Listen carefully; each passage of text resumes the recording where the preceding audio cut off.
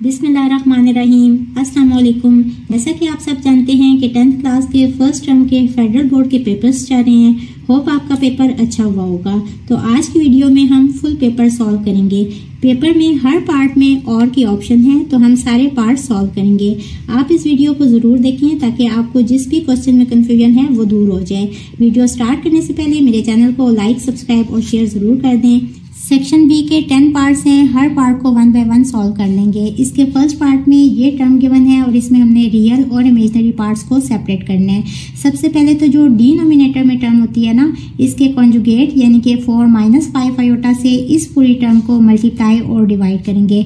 ऊपर इन दोनों को मल्टीप्लाई करके लिख लें और नीचे ये वाला फॉर्मूला यूज करते हुए फर्स्ट टर्म यानी कि 4 का स्क्वायर और माइनस सेकेंड टर्म यानी कि 5 आयोटा का स्क्वायर हो जाएगा। ऊपर हो जाएगा 2 × 4 - 5 आयोटा और -7 आयोटा इंटू 4 - 5 आयोटा और नीचे 16 - 25 iota square.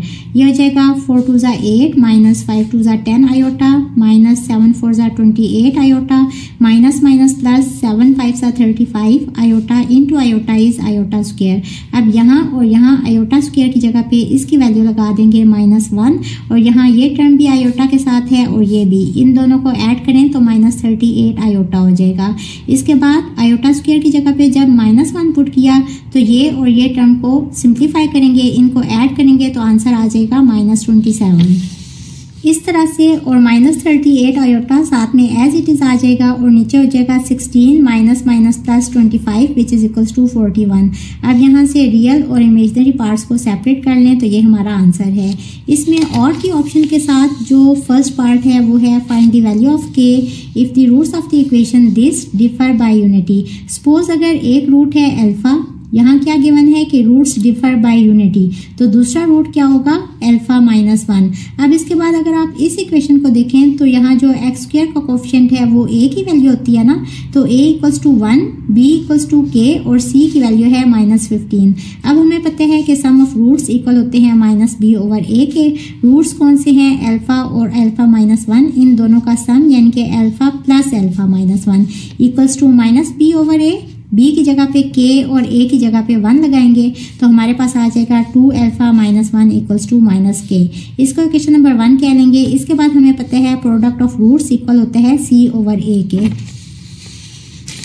Product of roots कौन से हैं अल्फा और अल्फा -1, इन दोनों का प्रोडक्ट यानी कि alpha into alpha -1 equals to c/a। c है -15 और a की वैल्यू है 1, वो यहाँ पुट करेंगे तो हमारे पास आ जाएगा alpha square minus alpha equals to -15। इसके बाद इक्वेशन नंबर 1 में से हमने अल्फा की वैल्यू फाइंड करनी है और इक्वेशन नंबर 2 में पुट करनी है। अब यहाँ देखें -1 को इस साइड पे लेके जाएं तो +1 और -k हो जाएगा इस तरह से और यहाँ रह जाएगा 2 अल्फा। इसके बाद 2 को भी यहाँ ले जाएं, ये यहाँ आके डिवाइड हो जाएगा। अब ये वैल्यू इस इक्वेशन में पुट करें। इसके बाद इसको सिंप्लीफाई करेंगे और डिनोमिनेटर खत्म करने के लिए 4 से इस इक्वेशन को मल्टीप्लाई करेंगे। इसको सिंप्लीफाई करेंगे तो हमारे पास आ जाएगा k² - 1 इक्वल्स टू -60। -1 इस साइड पे जाएगा तो -60 + 1 इक्वल्स टू -59। अब हमें तो k की वैल्यू चाहिए ना, तो दोनों तरफ स्क्वायर रूट ले लेंगे। यहाँ रह जाएगा k इक्वल्स टू ±√−59। अब हमें पता है आयोटा स्क्वायर इक्वल होता है -1 के। दोनों तरफ स्क्वायर रूट लें, यहाँ स्क्वायर रूट से कट जाएगा तो आयोटा टर्म रह जाएगी और यहाँ आ जाएगा -1 स्क्वायर रूट यानी कि -1 और स्क्वायर रूट, इसकी जगह पे लगाएंगे वैल्यू आयोटा और बाकी टर्म क्या रह जाएगी √59। तो k की वैल्यू आ गई ±√59 into iota. So this is our answer. Second part is find the roots of the equation this. Roots find करने का ये मतलब है कि जो भी यहाँ वेरिएबल होते हैं उसकी वैल्यू फाइंड करते हैं। अब यहाँ हमने x की वैल्यू फाइंड करनी है। सबसे पहले तो डिनोमिनेटर वाली टर्म्स खत्म करने के लिए चाहे तो 24 × x + 1 × x + 3 से इस पूरी इक्वेशन को मल्टीप्लाई कर दें। मैं यहाँ सिर्फ x + 1 × x + 3 से मल्टीप्लाई करूंगी। दोनों तरह से आंसर सेम आएंगे क्योंकि यहाँ तो देखें वेरिएबल है ही नहीं, तो आपकी मर्जी है, चाहे तो इसके साथ 24 भी लगा दें और उस सब से इस सब को मल्टीप्लाई कर दें, या चाहे तो इससे इस सब को मल्टीप्लाई करें।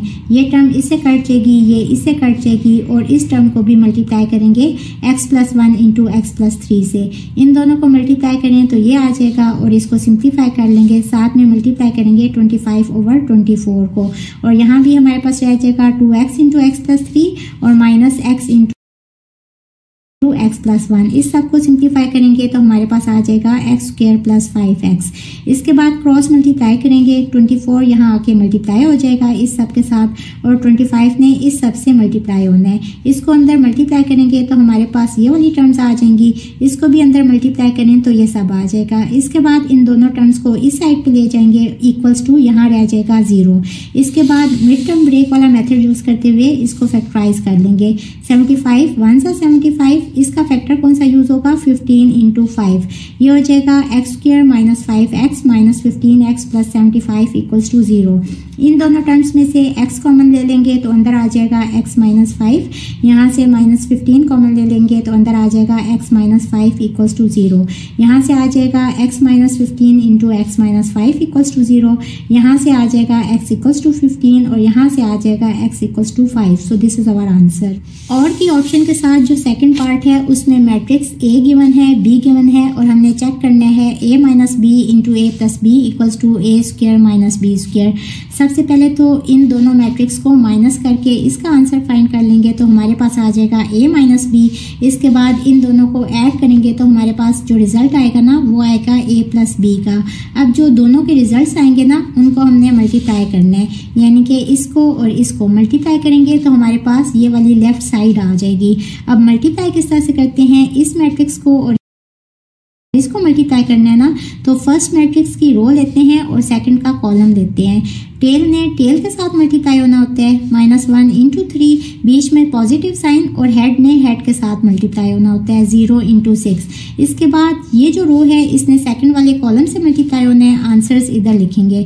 उसी तरह से टेल ने टेल के साथ पॉजिटिव साइन, हेड ने हेड के साथ। इसके बाद इस वाली रो ने मल्टीप्लाई होना है इस वाले कॉलम से, टेल ने टेल के साथ 0 इंटू 3 और हेड ने हेड के साथ -1 इंटू 6। यहाँ 0 इंटू 3 है इस जगह पे। इसके बाद इस रो ने इस कॉलम से मल्टीप्लाई होना है 0 इंटू 4 और पॉजिटिव साइन के साथ -1 इंटू 9। इसको सिंप्लीफाई करेंगे तो हमारे पास ये वाला मैट्रिक्स आ गया। अब चूंकि ये लेफ्ट साइड आई है ना, इसको इक्वेशन नंबर 1 कह लें। अब हमें राइट हैंड साइड चाहिए, A² चाहिए, यानी कि A को A के साथ ही मल्टीप्लाई करेंगे। जो आंसर आएगा उसको ले लेंगे और B को B के साथ मल्टीप्लाई करेंगे तो हमारे पास आ जाएगा B², यानी कि B वाले मैट्रिक्स को B वाले मैट्रिक्स के साथ ही मल्टीप्लाई करना है तो हमारे पास B² आ जाएगा। अब A² और B² की जो भी वैल्यू आई है ना उसको हमने माइनस करना है। यहाँ देखें इस तरह से, ये हमारे पास A² मैट्रिक्स आ गया और ये हमारे पास B² मैट्रिक्स आ गया। इसके बाद इन दोनों को माइनस करेंगे तो हमारे पास ये वाला मैट्रिक्स आ गया। अब इक्वेशन 1 और इक्वेशन 2 को देखें, दोनों जो आंसर्स आए हैं ना वो बिल्कुल सेम है। तो यहाँ से हमारे पास क्या आ गया कि ये साइड इसके इक्वल आ गई, यही हमने प्रूव करना था। सेक्शन बी के थर्ड पार्ट में भी दो मैट्रिक्स A और B गिवन है और हमने शो करने हैं AB whole inverse equals to B inverse A inverse. इसका भी सोल्यूशन देख लें। सबसे पहले तो इनवर्स फाइंड करने के लिए हमें एडजॉइंट चाहिए होता है उस मैट्रिक्स का, और उस मैट्रिक्स का डिटर्मिनेंट फाइंड करते हैं।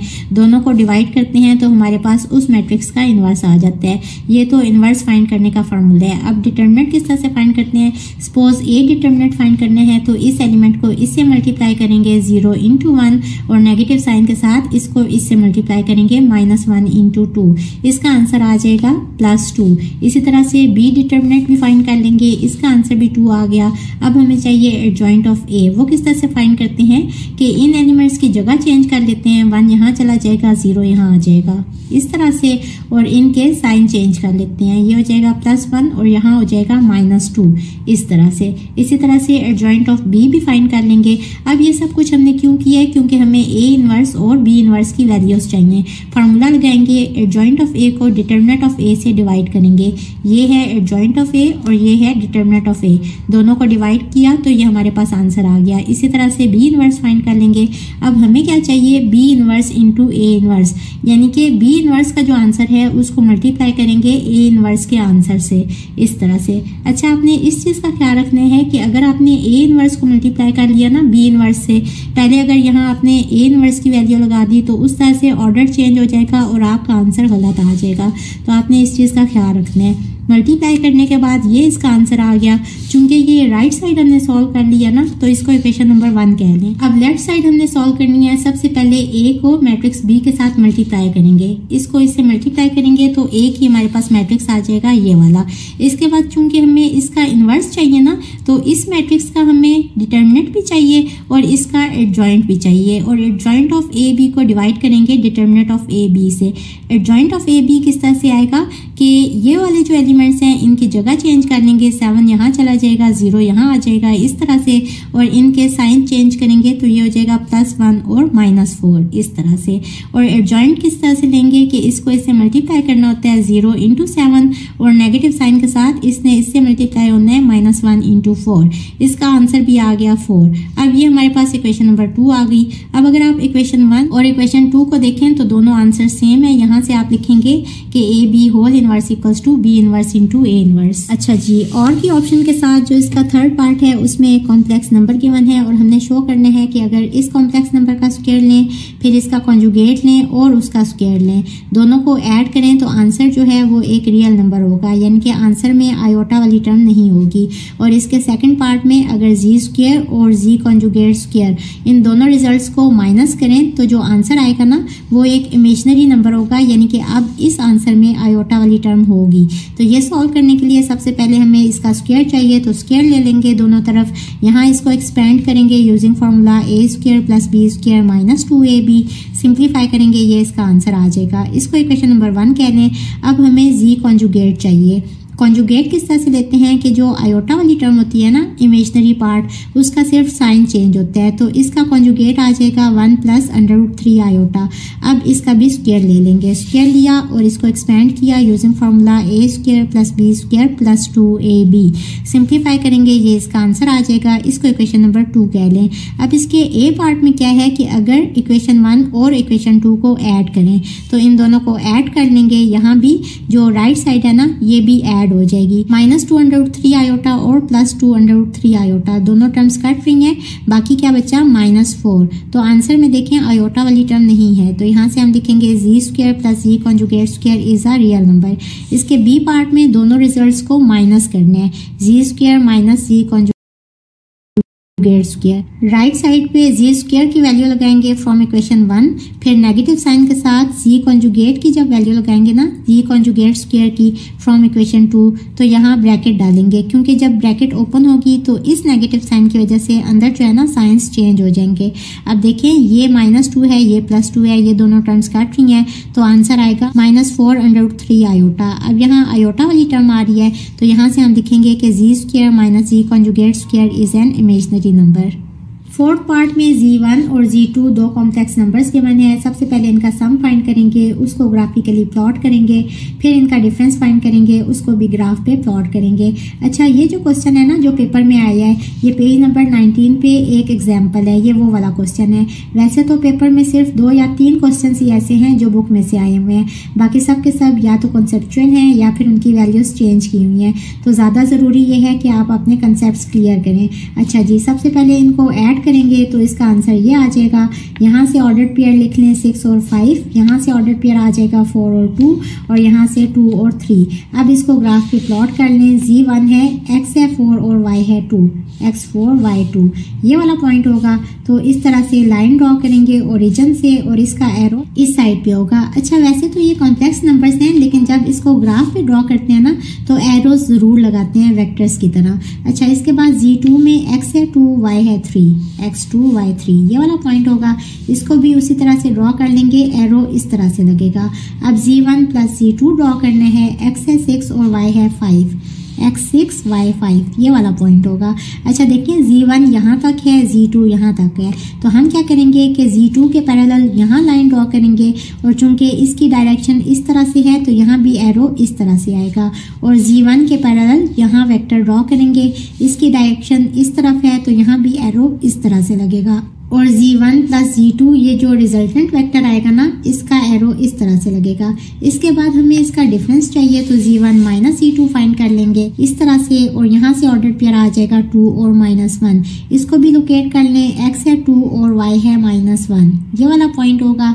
इसके बाद यहाँ एरो इस तरह से लगेगा, z1 भी प्लॉट कर लें ये और z2 भी प्लॉट कर लें ये। अच्छा अब ये जो वेक्टर है ना z1 माइनस z2 ये z1 से तो डॉटेड लाइन से ड्रॉ हो रहा है लेकिन z2 से ये ड्रॉ नहीं हो पा रहा, तो हम क्या करेंगे कि नेगेटिव ऑफ z2 ड्रॉ कर लेंगे।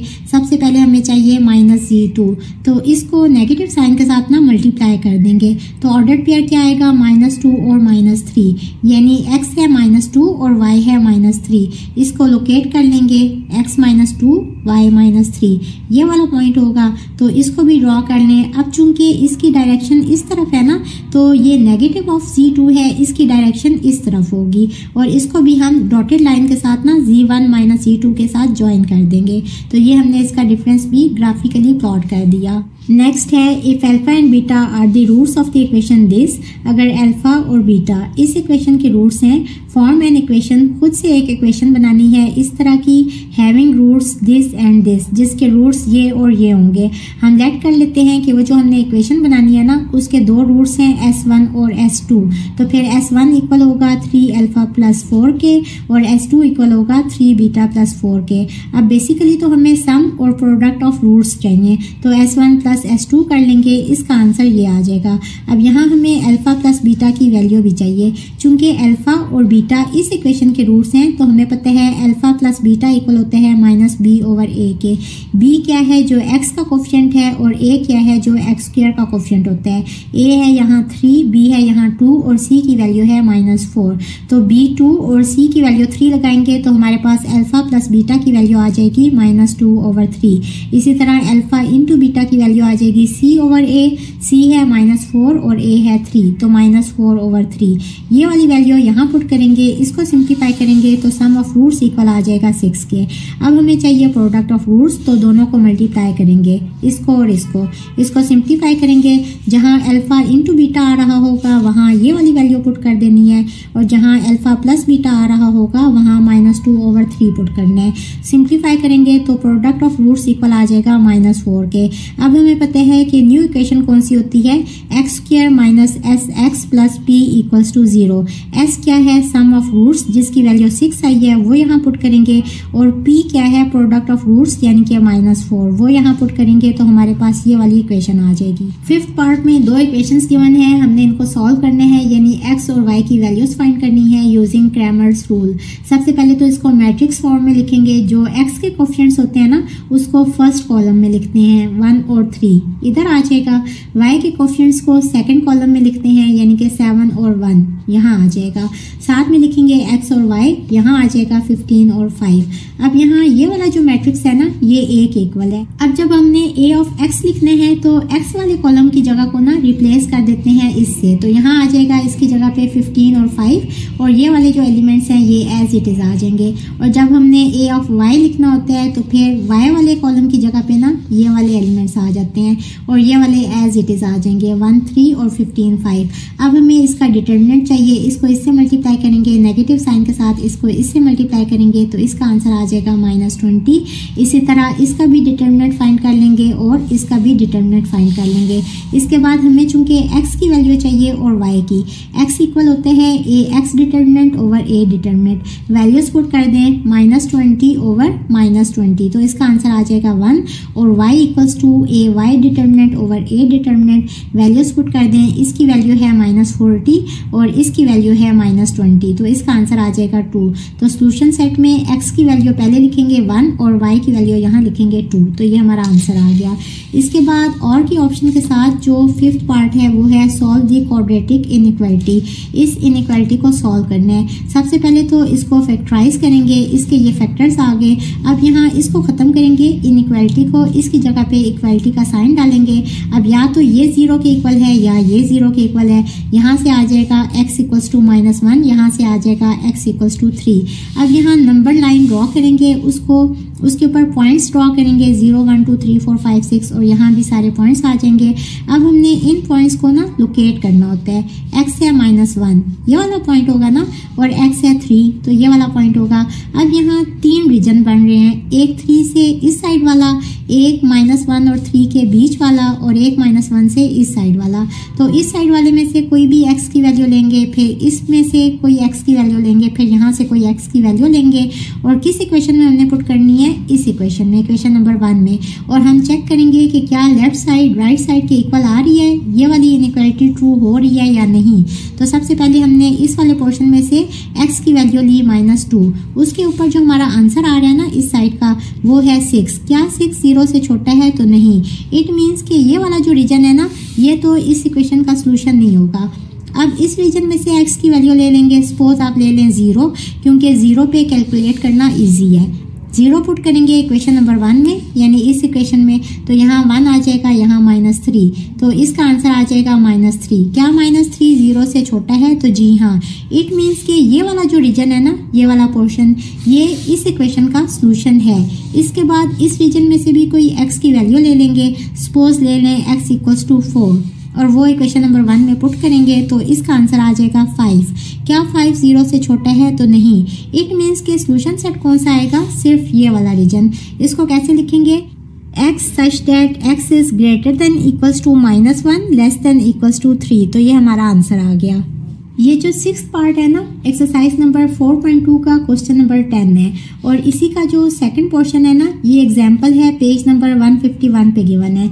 सबसे पहले तो इसको सॉल्व कर लेंगे।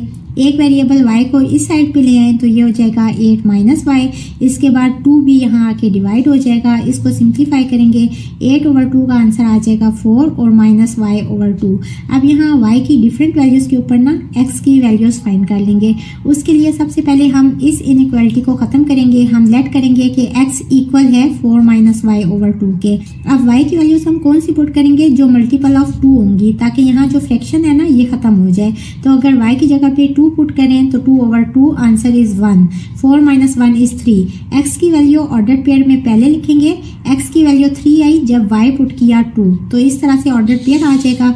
इसी तरह अगर y 0 पुट करें, ये टर्म 0 हो जाएगी, x का आंसर आ जाएगा 4, तो 4 पहले लिखेंगे और 0 बाद में। इसी तरह अगर y की जगह पे -2 पुट करें तो 2 1 ज़ा 2 और माइनस प्लस, 4 + 1 इज 5। तो x की वैल्यू 5 आई जब y की वैल्यू हमने 2 पुट की। तो हमारे पास ये वाले पॉइंट्स आ जाएंगे, इनको हम ग्राफ पे लोकेट कर लेंगे, तो हमारे पास इस तरह से लाइन ड्रॉ हो जाएगी। अब सेकंड स्टेप में हम टेस्ट करते हैं 0 0 के ऊपर। जो क्वेश्चन में इक्वेशन होती है ना इनइक्वालिटी वाली, वही दोबारा लिखते हैं, और इसमें x की जगह पे भी 0 और y की जगह पे भी 0 पुट करते हैं। फिर हम चेक करेंगे कि क्या ये इक्वेशन इस इनइक्वालिटी को सेटिस्फाई कर रही है। तो देखें, क्या 0 बड़ा है 8 के? तो जी नहीं। इट मीन्स कि अब हम इस ग्राफ पे कौन सा वाला पोर्शन शेड करेंगे जिसमें 0 0 ये वाला पॉइंट लाई नहीं कर रहा। ये पॉइंट किस जगह पे है? इस जगह पे ना। तो अब हम इसके ऑपोजिट वाला, यानी कि इस लाइन से इस साइड वाला पोर्शन शेड कर देंगे। तो ये हमने इसको ग्राफ पे ड्रॉ कर दिया। नेक्स्ट है, A ball is thrown with an initial velocity of 25 metre पर second at an angle of 45 degree with horizontal। एक बॉल है जिसको फेंका गया तो उसकी स्पीड इतनी थी और उसने हॉरिजॉन्टल के साथ कितना एंगल बनाया? 45 डिग्री का, यानी कि ये एंगल है 45 डिग्री का। हमने सिंपल इस वेलोसिटी के हॉरिजॉन्टल और वर्टिकल कंपोनेंट्स फाइंड करने हैं। हमें पता है कि हॉरिजॉन्टल कंपोनेंट यानी कि Vx इक्वल होता है V cos ऑफ थीटा के। यहाँ वैल्यूज पुट कर दें, V की वैल्यू 25 है, थीटा की वैल्यू 45 है। इसका आंसर ये आ जाएगा। इसी तरह Vy फाइंड करने के लिए ये इक्वल होता है V sin थीटा के। वैल्यूज पुट कर दें। अच्छा, साइन ऑफ 45 ना कॉस ऑफ 45 के इक्वल ही होता है, तो यहाँ से जो इसका वर्टिकल कंपोनेंट है ना, ये हॉरिजॉन्टल कंपोनेंट के इक्वल आ जाएगा। सो ये इसका आंसर आ गया। इस क्वेश्चन के दोनों पार्ट्स बहुत आसान हैं। सबसे पहले तो इस पार्ट में डिवाइड दिस बाय दिस, तो बाय की जगह पे डिवीजन का साइन लगाएंगे और जब इसको मल्टीप्लिकेशन वाले साइन में चेंज करेंगे तो यहाँ नीचे 1 होता है ना, तो 1 ऊपर चला जाएगा और x - 1 नीचे आ जाएगा। यहाँ इसको और इसको फैक्टराइज कर लेंगे, इसके फैक्टर्स बना लें। आप सारे स्टेप्स देख लें, एंड पे इन टर्म्स ने कट जाना है और सिर्फ हमारे पास जो टर्म्स बचेंगी ऊपर वो है 1 और नीचे है 3 × x + 1, तो ये इसका आंसर आ गया। इसके नेक्स्ट पार्ट में हमने f of g of x ये वाला फंक्शन फाइंड करना है।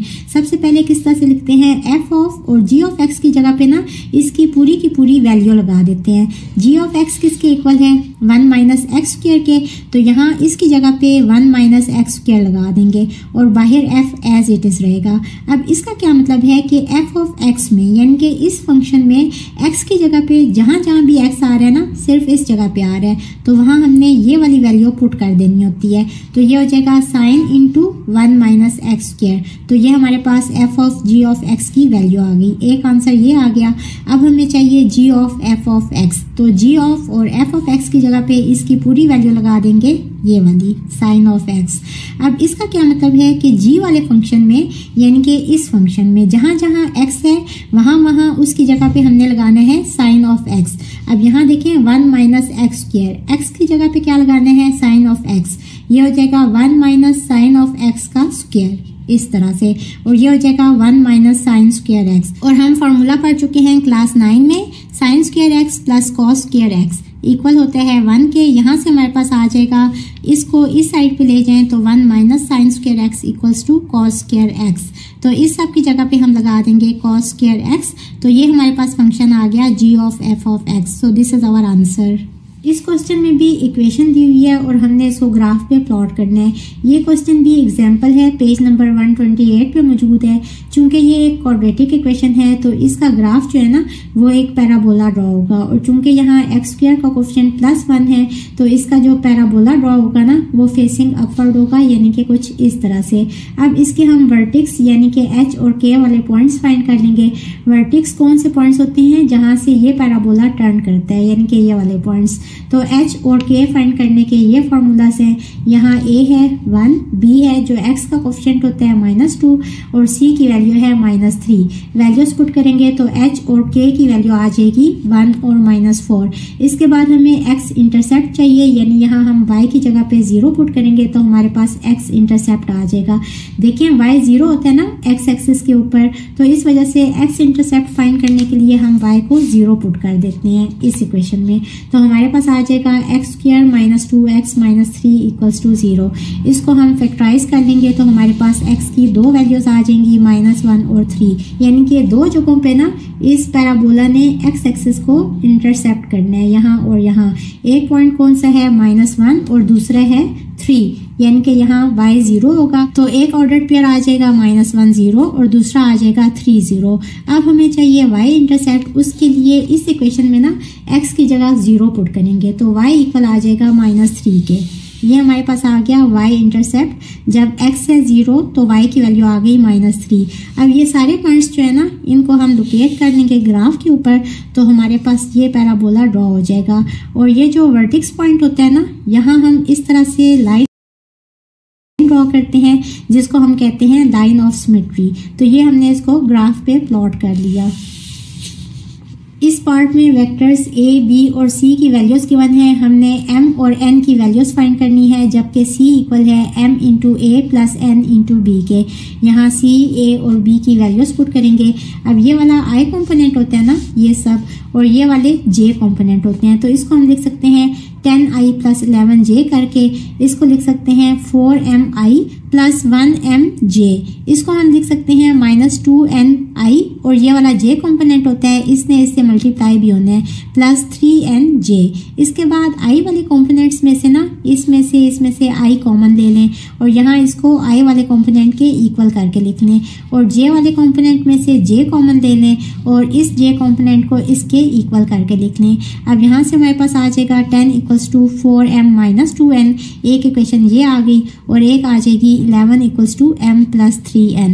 अब हम क्या करेंगे कि अगर हम इस इक्वेशन को 4 से मल्टीप्लाई करें और फिर दोनों इक्वेशंस को माइनस करें, सब्स्टिट्यूशन मेथड यूज करते हुए ना हम इसको सिंप्लीफाई करेंगे। यहाँ से हमारे पास n की वैल्यू आ जाएगी, ये वैल्यू इन दोनों में से किसी भी एक इक्वेशन में पुट करेंगे तो हमारे पास m की भी वैल्यू आ जाएगी। इस तरह से आप देख लें सारे स्टेप्स। तो इस पार्ट को इस तरह से आपने सॉल्व कर लेना है।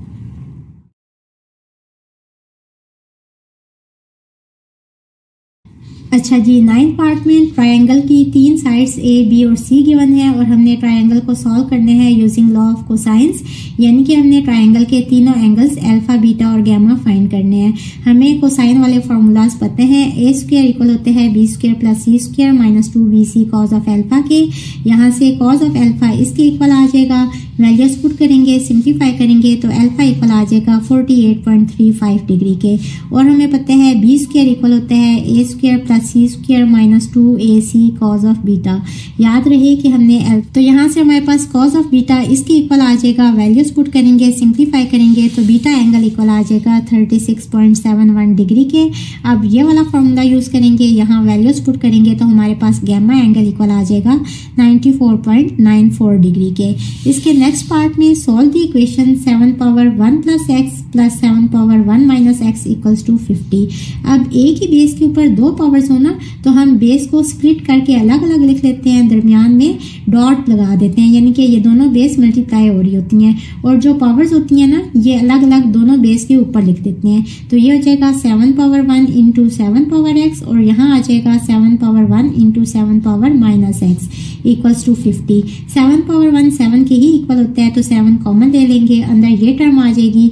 नेक्स्ट स्टेप में 7 यहाँ आके डिवाइड हो जाएगा। अब हम लेट कर लेते हैं इसको किसी और वेरिएबल y के इक्वल। अब अगर इसको रेसिप्रोकेट करें तो 1 ओवर 7 पावर x इक्वल हो जाएगा 1 ओवर y के। इसको हम लिख सकते हैं ना 7 पावर माइनस x करके इक्वल्स टू 1 ओवर y। अब हमारे पास 7 पावर x की भी वैल्यू आ गई, वो यहाँ पुट कर देंगे, यानी इसकी जगह पे y और इसकी जगह पे इसकी वैल्यू 1 ओवर y पुट कर देंगे इक्वल्स टू 50 ओवर 7। अब डिनोमिनेटर वाली टर्म्स खत्म करने के लिए ना इस पूरी इक्वेशन को 7y से मल्टीप्लाई करेंगे, फिर इसको सिंप्लीफाई करेंगे, फैक्टराइज करेंगे तो y की दो वैल्यूज आ जाएंगी। अब y की जो वैल्यूज आई हैं वहाँ अगेन उसकी जगह पे 7 पावर x पुट करेंगे, क्योंकि हमने इक्वेशन को सॉल्व करने हैं। यहाँ कौन सा वेरिएबल है x, तो बेसिकली हमने x की वैल्यू फाइंड करनी है। तो यहाँ से जब हम y की जगह पे अगेन 7 पावर x पुट करेंगे ना तो यहाँ आ जाएगा 7 power x equals to 1 over 7 और यहाँ आ जाएगा 7 पावर x इक्वल्स टू 7।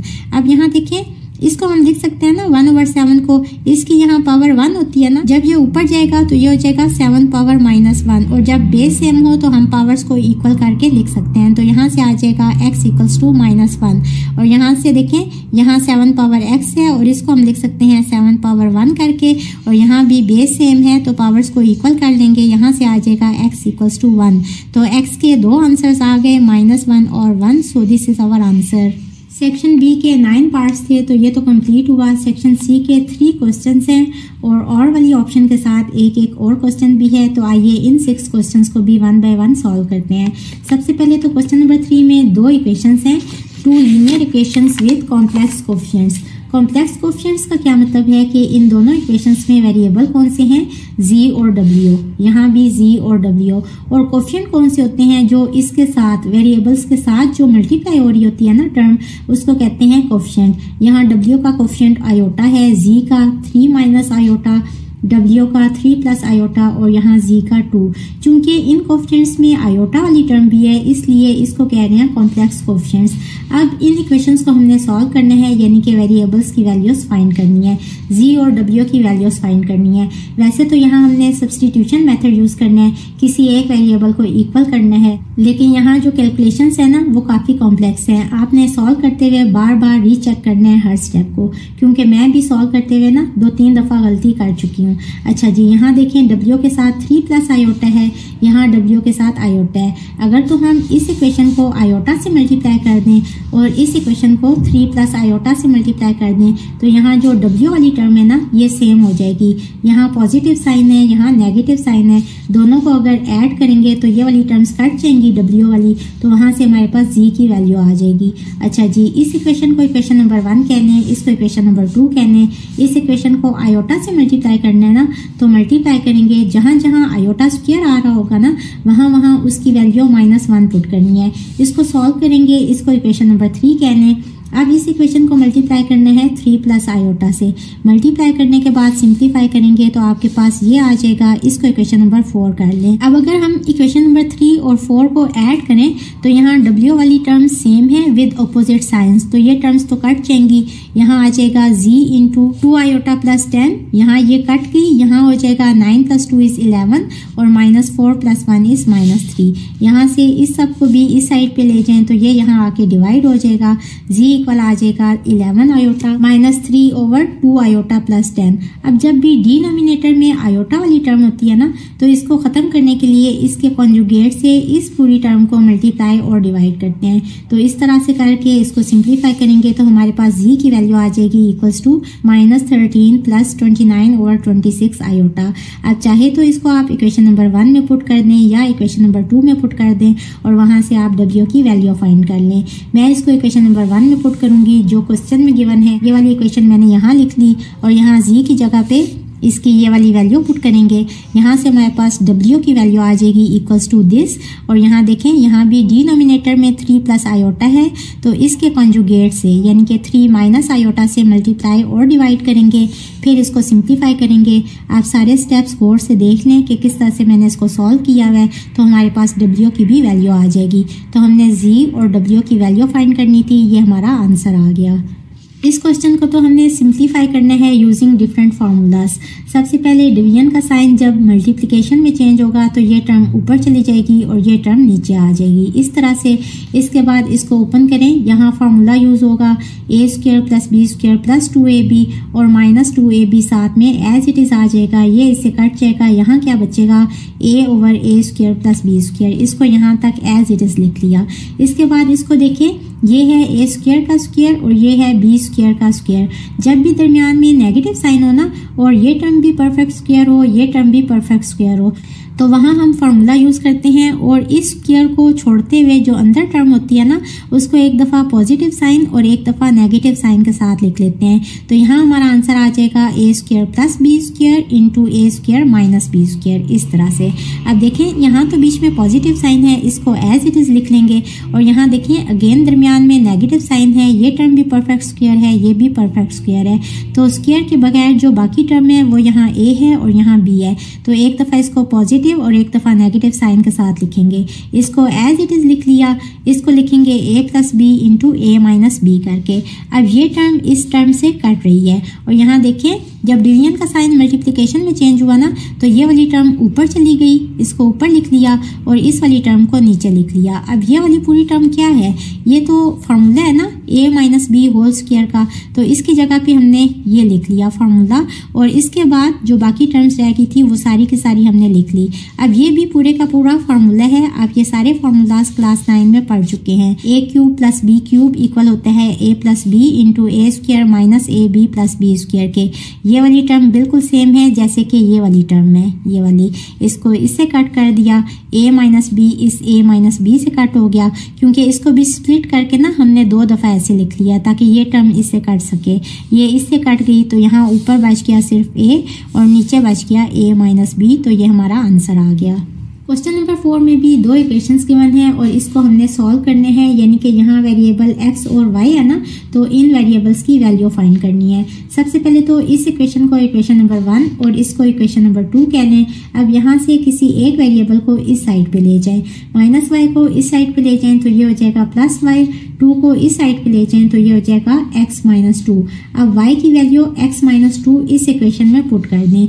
ये इक्वेशन लिख लें ये वाली। इसके बाद यहाँ y की जगह पे x-2 पुट करेंगे। इसके बाद इसको एक्सपेंड करेंगे using formula a² + b² - 2ab। इसको अंदर मल्टीप्लाई करेंगे, सिंप्लीफाई करेंगे तो हमारे पास ये वाली क्वाड्रेटिक इक्वेशन आ जाएगी। अब यहाँ मिड टर्म ब्रेक नहीं हो रही, ये मजीद फैक्टराइज नहीं हो रहा, तो यहाँ हम x की वैल्यू फाइंड करेंगे यूजिंग क्वाड्रेटिक फार्मूला। यहाँ a है 4, b है -8 और c की वैल्यू 1 है। क्वाड्रेटिक फार्मूला यूज करते हुए ये वैल्यूज पुट करेंगे और यहाँ से हमारे पास x की वैल्यू आ जाएगी इक्वल्स टू 2 ± √3/2। अब x की ये वाली वैल्यू जो है ना, ये इक्वेशन नंबर 1 में पुट कर दें जो कि क्वेश्चन में गिवन है। ये मैंने इक्वेशन नंबर 1 लिख ली। इसमें हम x की जगह पे ये वाली वैल्यू पुट करेंगे, x की जगह पे ये पुट किया और -2 एज इट इज। अब एलसीएम ले लेंगे, इसको सिंप्लीफाई करेंगे तो y की वैल्यू ये आ जाएगी। सॉल्यूशन सेट में पहले x की और फिर y की वैल्यू लिखेंगे, या आप इसको ऐसे लिख सकते हैं कि एक दफ़ा इसको प्लस साइन के साथ लिख लें और एक दफ़ा यहाँ इसको नेगेटिव साइन के साथ लिख लें, तो ये हमारा सॉल्यूशन सेट दोनों तरह से सही होगा। इस क्वेश्चन में 2 इनइक्वालिटी वाली इक्वेशंस मौजूद हैं, इसको हमने सॉल्व करने हैं। सबसे पहले हम लेट कर लेते हैं कि 2x + y इक्वल है 4 के। यहाँ भी इनइक्वालिटी वाला साइन ख़त्म करके इसकी जगह पे इक्वालिटी वाला साइन डाल देंगे। अब यहाँ से 2x को इस साइड पे ले जाएं तो y इक्वल हो जाएगा 4 - 2x के। अब x की डिफरेंट वैल्यूज़ के ऊपर y की वैल्यूज़ फाइंड कर लें तो ये हमारे पास ऑर्डर्ड पेयर आ गए। अब इनको लोकेट कर लें, x है 2 और y है 0। x है 2, y 0, ये वाला पॉइंट होगा। फिर x 1 है, y 2 है, x 1 है, y 2 है, ये वाला पॉइंट होगा। फिर x 0 है, y 4 है, तो ये वाला पॉइंट होगा। इसके बाद x -1 है और y की वैल्यू है 7, -1 और 7, ये वाला पॉइंट होगा। इन सब को ड्रॉ करेंगे तो ये वाली लाइन आ जाएगी इन ऑर्डर्ड पेयर से। ये किस इक्वेशन की लाइन है? 2x + y = 4 > 4। ये इस इक्वेशन की लाइन ड्रॉ हो गई। इसी तरह इस इक्वेशन की ये वाली लाइन ड्रॉ कर लेंगे। इसके बाद हमने दोनों इक्वेशंस को ना, इन वाली इक्वेशंस को लिख लेना है और इनको हमने टेस्ट करना है 0 0 के ऊपर, चूंकि हमने देखना है कि किस रीजन को हमने शेड करना है। अब अगर आप इस वाली लाइन को देखें तो यहाँ भी x की जगह पे 0, y की जगह पे भी 0 पुट करें। क्या 0 बड़ा है 4 से? तो नहीं, 0 तो छोटा होता है 4 से।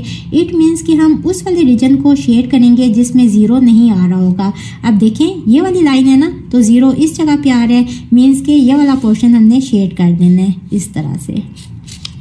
अब इस वाली इक्वेशन को लिखेंगे, ये वाली इक्वेशन है, यहाँ भी x और y को 0 0 पुट करेंगे। क्या 0 छोटा है 4 से? तो जी हाँ। इट मीन्स कि हमने इस वाले ग्राफ में ना वो वाले रीजन को शेड करना है जहाँ 0 0 आ रहा है। ये वाली लाइन है ना इस वाली इक्वेशन की, और यहाँ देखें 0 0 चूंकि इस साइड पे है तो हमने यहाँ से ऊपर ये वाली साइड को कलर कर दिया है। ये वाली जो लाइन्स है ना, ये इसकी लाइन्स हैं इस तरह से। इट मीन्स कि दोनों का जो कंबाइन पार्ट है ना, वो कौन सा है? ये वाला। तो ये इन दोनों का सॉल्यूशन होगा। So this is our answer. Question number 5 is the length of the rectangular field is 4 km more than its width. Let कर लें width को x के इक्वल, चूंकि लेंथ width से 4 किलोमीटर ज़्यादा है ना, तो लेंथ इक्वल होगी x + 4 के। ये दोनों वैल्यूज़ यहाँ लिख लें। इसके बाद एरिया गिवन है 96 किलोमीटर स्क्वायर इस रेक्टेंगुलर फील्ड का, और हमने फाइंड करनी है इस रेक्टेंगुलर फील्ड की डायमेंशंस, यानी कि लेंथ और विड्थ की वैल्यूज़। हमें पता है कि जब भी रेक्टेंगल होता है तो इसका एरिया फाइंड करने का फार्मूला होता है एरिया = लेंथ × विड्थ। यहाँ वैल्यूज़ पुट कर दें, एरिया है 96, ये वैल्यू पुट कर दें। लेंथ की जगह पे x + 4 और विड्थ की जगह पे x वैल्यू पुट कर दें। इसको सिंप्लीफाई करें तो हमारे पास ये क्वाड्रेटिक इक्वेशन आ जाएगी। 96 के फैक्टर्स बना लें और ये वाला फैक्टर यूज़ होगा। मिड टर्म ब्रेक यूज़ करते हुए इसको फैक्टराइज कर लेंगे। यहाँ से हमारे पास आ जाएगा x - 8 × x + 12 = 0। इधर x - 8 = 0 और x + 12 = 0। यहाँ से आ जाएगा x = 8 किलोमीटर और यहाँ से आ जाएगा x = -12 किलोमीटर। अब x क्या है? x हमने विड्थ कहा था ना, तो x बेसिकली विड्थ है, यानी कि डिस्टेंस है, और हमें पता है कि डिस्टेंस नेगेटिव नहीं होता, तो इस वैल्यू को इग्नोर कर देंगे। विड्थ हमारे पास ये आंसर आ गया। अब ये वैल्यू हम यहाँ पुट कर देंगे तो हमारे पास लेंथ आ जाएगी 8 + 4 विच इज इक्वल्स टू 12। तो ये हमारी डायमेंशंस आ गई। This is our answer. इस तरह से आप इसको देख लें कि किस तरह से आपने सॉल्व करना है। Last question is the cost of 3 dozen eggs and 4 dozen oranges is ₹560। हम लेट कर लेते हैं कि 1 दर्जन जो अंडे हैं ना उनकी कॉस्ट है x और 1 दर्जन ऑरेंजेस को हम लेट कर लेते हैं उनकी कॉस्ट को y के इक्वल। तो यहाँ से हमारे पास इक्वेशन आ जाएगी 3x + 4y = 560 and the cost of 4 dozen eggs and 5 dozen oranges. x क्या है? x है और ऑरेंजेस क्या हैं? y हैं। तो यहाँ से दूसरी इक्वेशन आ जाएगी 4x + 5y = 730। Find the cost per dozen of each item by using Cramer's rule. हमने कॉस्ट बतानी है कि 1 दर्जन अंडों की क्या कॉस्ट है और 1 दर्जन ऑरेंजेस की क्या कॉस्ट है, यानी कि x और y की वैल्यूज फाइंड करनी है यूजिंग क्रैमर्स रूल। सबसे पहले तो इन इक्वेशंस को ना मैट्रिक्स वाली फॉर्म में लिखेंगे। यहाँ से ये वाला जो मैट्रिक्स है ना ये a के इक्वल होता है। अब यहाँ से ax मैट्रिक्स लिख लेंगे कि फर्स्ट कॉलम की जगह पे ये वाली वैल्यूज पुट करेंगे और second column as it is आ जाएगा और फिर यहाँ से ay मैट्रिक्स भी लिख लेंगे कि first column as it is आ जाएगा और सेकंड कॉलम की जगह पे ये वाली वैल्यूज पुट कर देंगे। इस तरह से इसके बाद इसका डिटरमिनेंट फाइंड कर लेंगे, इसको इससे मल्टीप्लाई करेंगे और नेगेटिव साइन के साथ इसको इससे मल्टीप्लाई करेंगे तो इसका आंसर आ जाएगा -1। यहाँ इसका भी डिटरमिनेंट फाइंड कर लेंगे, इसकी वैल्यू आ जाएगी -120 और इसका भी डिटरमिनेंट फाइंड कर लेंगे तो इसकी वैल्यू आ जाएगी -50। अब क्रैमर्स रूल यूज करते हुए x इक्वल होता है ax determinant over a determinant, values put कर लेंगे तो इसका आंसर आ जाएगा 120। अब x क्या है? x बेसिकली हमने लेट किया था ना कि ये कॉस्ट है पर डजन ऑफ x की, तो ये रुपीस में होगा ना, x = 120 रुपीज, यानी कि x के 1 दर्जन की क्या प्राइस है? 120 रुपीज। और y इक्वल टू होता है, ये फॉर्मूला है ay determinant over a determinant. दोनों की वैल्यूज पुट कर लें। ay डिटरमिनेंट की वैल्यू है -50 और a डिटरमिनेंट की वैल्यू है -1। नेगेटिव साइन कट जाएगा, y की वैल्यू आ जाएगी 50 रुपीज और y बेसिकली क्या है? Cost per dozen of oranges. तो यहाँ से हमारे पास दोनों की कॉस्ट आ गई। So this is our answer. Hope आपका पेपर अच्छा हुआ होगा। जिन स्टूडेंट्स के क्लियर कॉन्सेप्ट्स हैं उनका पेपर तो बहुत अच्छा हुआ होगा, लेकिन जो थोड़ा वीक हैं उनके पास अभी टाइम है, बार बार प्रैक्टिस करें। अगर मुझसे ट्यूशन पढ़ना चाहते हैं तो डिस्क्रिप्शन बॉक्स में मेरा व्हाट्सएप नंबर मौजूद है, उस पर रब्ता करें। वीडियो को लाइक, सब्सक्राइब और शेयर ज़रूर कर दें। इसके साथ ही मुझे दें इजाज़त। अल्लाह हाफिज़।